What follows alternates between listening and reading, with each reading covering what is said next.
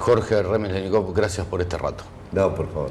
Bueno, usted va a ser considerado, es considerado seguramente por la historia, reservarle un lugar en la historia, porque bueno, fue ministro de Economía yo pienso que fue uno de los momentos más críticos de la historia de nuestro país, lógicamente, y más en periodo democrático. Por eso creo que la historia le va a guardar un lugar particular en toda esta relación. ¿Qué lo impactó? Si tendría que enumerar cosas que lo hayan impactado de ese momento, ¿cuál sería el orden de dos o tres? Era un momento difícil porque no había solamente un problema económico, había un problema político, había un problema institucional, habían pasado 5 presidentes. Políticamente los partidos tradicionales estaban absolutamente divididos y la gente en la calle pedía que se vayan todos. El escenario era complejo y en materia económica veníamos de casi 3 años de depresión. Desde mitad del 98 a diciembre de 2001 la economía argentina había caído 18%. Teníamos deflación. Estaba el corralito sobre los depósitos, había 11 cuasimonedas. Había corrida bancaria, había pérdida de reservas, había déficit fiscal. Entonces, había que tomar todas las medidas a la vez. No se podía desarmar eso. La convertibilidad había estallado. A fin del 2001, el tipo de cambio en Montevideo se cotizaba 2 por 1. Entonces, nosotros formalizamos la devaluación, especificamos la economía, pusimos retenciones a las exportaciones, especificamos y congelamos las tarifas, rehicimos el presupuesto, hicimos un acuerdo con las provincias también para bajar el déficit, cambiamos la carta orgánica del Banco Central, nos dimos una política monetaria antiinflacionaria y todo eso lo hicimos en 60 días. Y en marzo del 2002 dejamos de caer y en abril comenzamos a egresar, lentamente primero y después con mucho énfasis. Pero era muy complicado porque, por un lado, la gente que había depositado quería los dólares y los dólares no estaban porque estaban prestados y había depósitos por 55.000 millones de dólares. Las reservas del Banco Central eran 7.000, así que uno tenía que decirle a la gente, miren, lo vamos a reprogramar porque si no lo hacemos, el único perjudicado van a ser ustedes. Porque si iban todos, pues el corralito que ha hecho Cavallo vencía en enero, y la gente en enero iba a buscar los dólares. Seguro. Los bancos cerraban y quebraban. Y usted sabe, una quiebra lleva 4 o 5 años y vaya a saber si cobraban algo. La devaluación, bueno, había que tomar la decisión porque la convertibilidad había estallado. Y después había muchos intereses en juego, fuertes. Estaba todo el grupo que decía que la convertibilidad podía continuar, aunque nunca dijeron cómo podía continuar, porque se había hecho todo en la época de la Alianza y de la Rúa y Cavallo. Se habían bajado los salarios, se habían hecho recortes en las universidades, se había pedido un crédito de 40.000 millones, no sé. Cuando estalla la convertibilidad hay todo un sector ligado a los bancos y a las empresas privatizadas y al Fondo Monetario que pretendía la dolarización.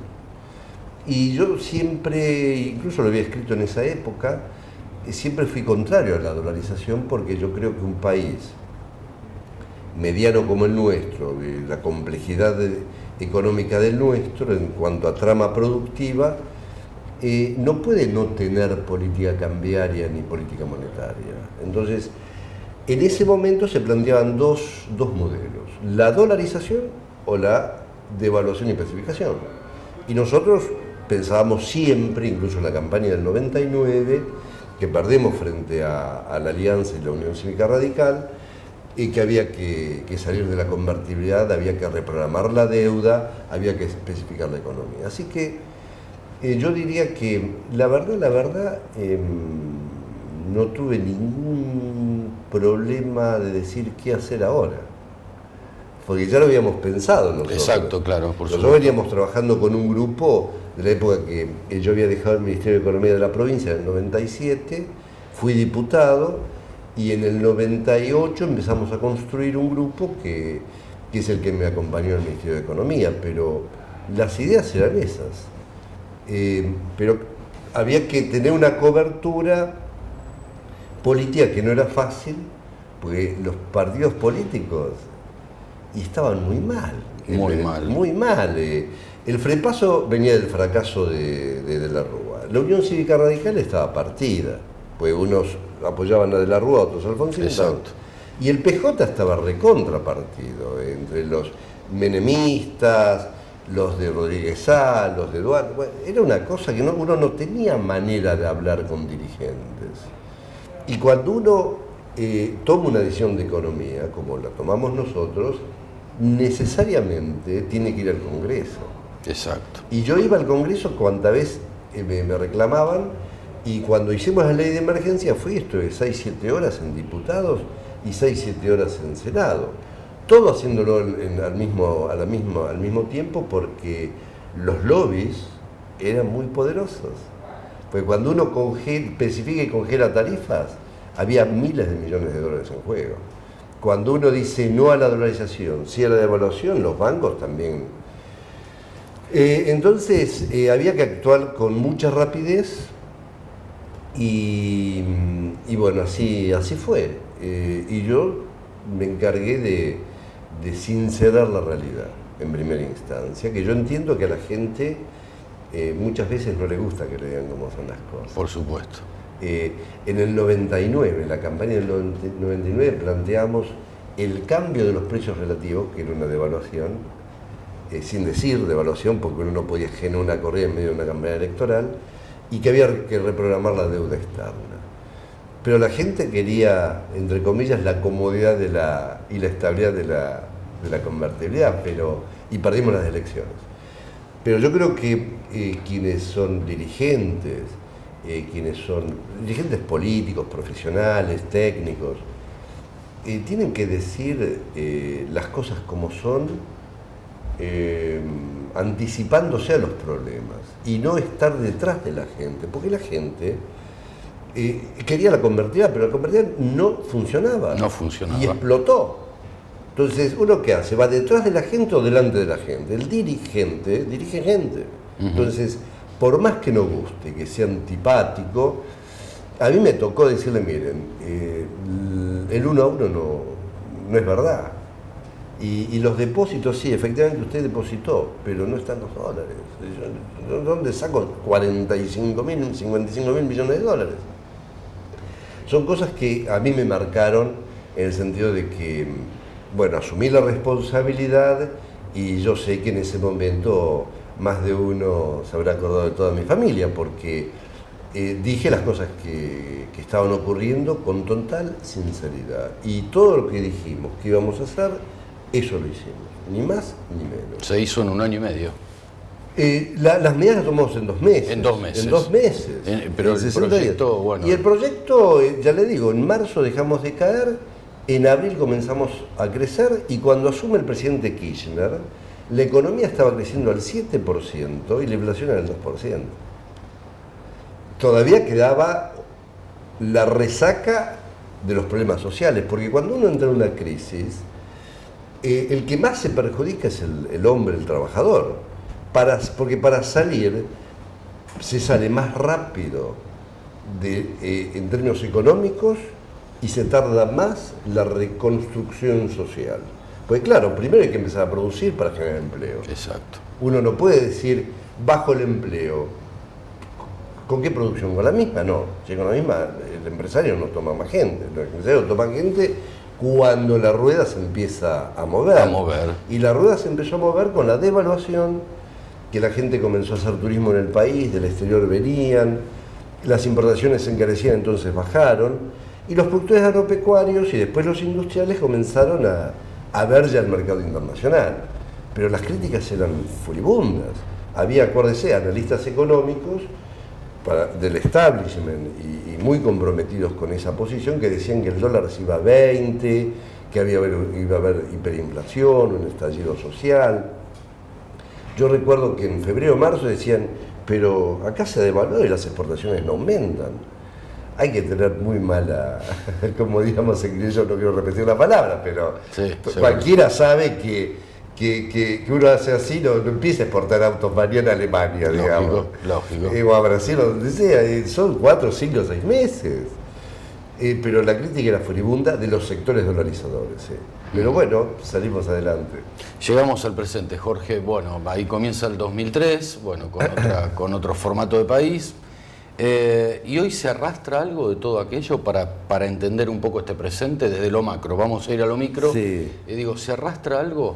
Está bien la diferencia. Concentrémonos en lo macro, y lo macro es corto plazo. Exacto. Porque después uno puede hablar de estrategias de largo plazo. Nosotros en aquella oportunidad habíamos planteado la necesidad de equilibrio fiscal para no aumentar la deuda externa, porque después aumenta la deuda y después viene y decir no te pago la deuda, digamos. O uno empieza a llorisquear pues tenemos deuda. Para no tener deuda hay que tener equilibrio fiscal. Después había que recomponer reservas y eso se hace con superávit de la cuenta corriente de balance de pagos. El tercer objetivo era un tipo de cambio competitivo para alentar las exportaciones y el cuarto objetivo una baja tasa de inflación. Lamentablemente, yo diría en algún momento de hace 3, 4, 5 años, empezó a virar lentamente, imperceptiblemente la estrategia.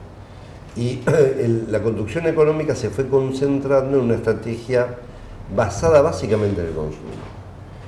Desde la macro, y para crecer sostenidamente, uno tiene que balancear el consumo con las inversiones y con las exportaciones. Porque si la estrategia está basada solamente en el consumo, va a tener que importar más y se queda sin divisas. Y va a tener que producir más y si no tiene inversión no hay más capacidad de producción. Claro. Y esto es lo que le ha ido pasando al gobierno. Entonces ahí esos cuellos de botella se transforman en inflación. Y hoy día nos encontramos que habiéndose dejado de lado esos ejes, tenemos inflación y la economía este año va a crecer 1%, 1,5%, cuando el mundo está creciendo mucho más.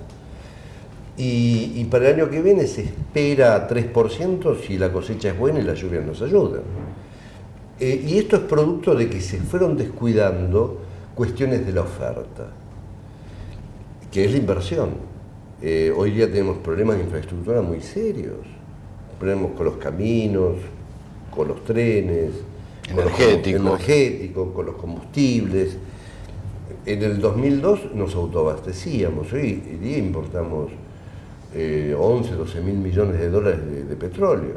Entonces, eso se fue deteriorando, nos fuimos comiendo el capital físico y lo gastamos, y yo creo que la estrategia de consumo o vía consumo llegó a un límite.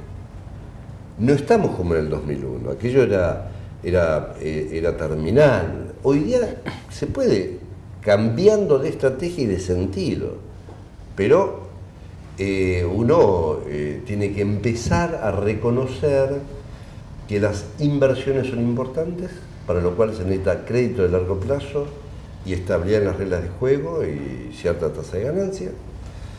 Credibilidad para bajas tasas. Credibilidad. Y para las exportaciones se necesita más competitividad, porque hasta ahora hemos venido teniendo superávit comercial gracias a la soja, que tiene un precio extraordinario, pero la industria ya está dejando de exportar y las economías regionales, con las frutas, la pera, la manzana, los limones, la carne, los vinos, tenemos problemas. Entonces yo creo que hay que ir mudando, no de manera de shock, sino gradualmente de estrategia económica, pero lo primero hay que sincerar, uno no puede decir, porque el gobierno, ¿qué es lo que dice? Mire, dice el gobierno, la inflación es el 10%, la tasa de interés para los depositantes es el 12%, de devaluación el 14%. Y está fantástico. Porque el tipo de cambio no se deteriora, al ahorrista se le da una tasa baja, pero positiva en términos reales, y la inflación del 10% no es tan grave. Pero la verdad es que el 10% no es el 10%, exacto, es el 25%, que el gobierno no lo reconoce, pero el salario mínimo, la jubilación mínima, la asistencia universal por hijo, el crecimiento del IVA, las paritarias, todo es el 25%. Ergo, la inflación es más o menos el 25%, no se sabe exactamente cuánto es, pero más o menos el 25%. Entonces ahí sí aparece el problema, porque si la inflación es el 25%, la devaluación el 14% y la tasa de interés el 12%, bueno, la gente deja de ahorrar y va a más consumo. Y la gente que antes venía a hacer turismo en el país deja de venir y los de acá se van. Y aumentan las importaciones, entonces controlamos las importaciones. Es todo un lío. Yo creo que eso primero, lo decía, hay que sincerar y decir, se puede hacer de manera no explícita, pero poco a poco la inflación que mide el INDEC se tiene que ir aproximando a la inflación real. Sí, sí. Yo no digo que el gobierno, porque acá también hay que ser realistas, el gobierno diga, perdón, nos equivocamos. Esto no lo va a decir el gobierno. Tampoco se puede enmendar la estadística para atrás, pues generaría problemas legales eternos, terribles.